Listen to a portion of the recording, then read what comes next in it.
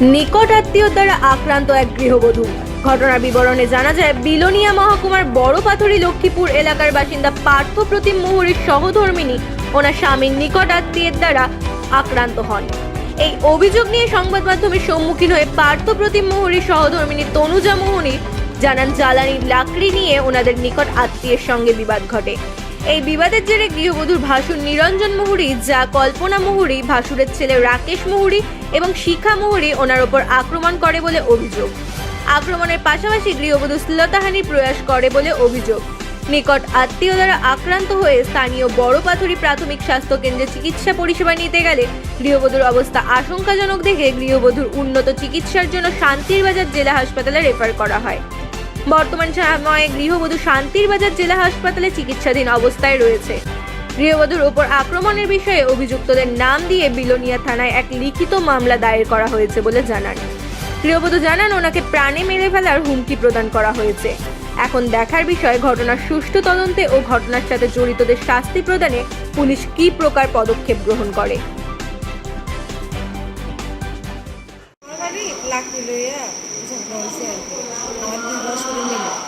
তারা ঝগড়া করতে করতে আমার বাড়িতে বাড়িতে এবার আমার শ্বশুরের চাইয়া ধাক্কা ধাক্কি শুরু করছে।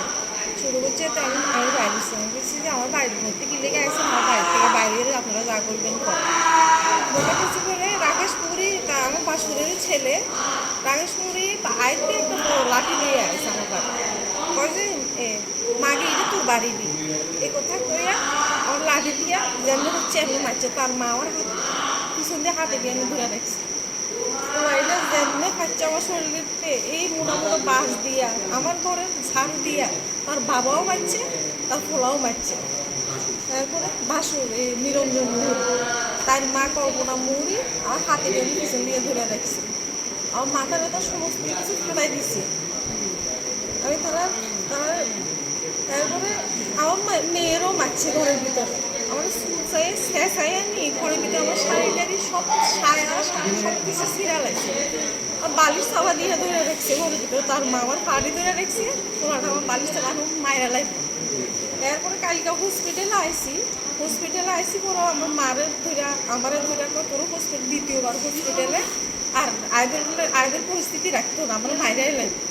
এটা হচ্ছে সোনাপুরের শিখা মুহুরী আমার ধমকি দিয়ে গেছে কালকে হসপিটালে আইয়া। তাই নেওয়া আছে, তারা দুটো জানে, শিখা মুহুরী একটা, কল্পনা মুহুরী একটা। তারা আবার বাপ বেটাও আছে। আপনার বাড়ি কোন জায়গায়? আমার বাড়ি বড়পাথুরি। আপনার নাম? আমার নাম তনুজা মুহুরী। আমার স্বামীর নাম? পার্থ প্রতিম মুহুরী। তো এখন আপনি কি চান? তারা বিচার চায়। তারা একবার না আমার দুইবার বাড়িতে মারছে। তো এই বিষয় নিয়ে থানাতে জানানো হয়েছেন? হ্যাঁ, জানানো হয়েছে। কি কইছে? কখনো তারা আসে না, তারা আগে বলে গেছে। যারা মারছে তার নাম? তার নাম, একটার নাম নিরঞ্জন মুহুরী আর একটার নাম রাকেশ মুহুরী, যে পোলাটা বেশি মারছে আমার। আর একটার নাম কল্পনা মুহুরী, পোলাটার মা।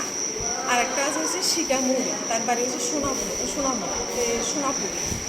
আগে যদি আমার পাঁচশো তিলিপ মুহুরী না থাকতো আমার মায়েরা লাগে। এই বেটাটা ধরনে আমি বাঁচিয়েছি। আমার হাজব্যান্ডও বাড়িতে ছিল, সেনে গেছিল সকালে বাগানে। এই বেটা ধরতে যাই, এই বেটারও খুব আঘাত খাইছি হাতে টাতে।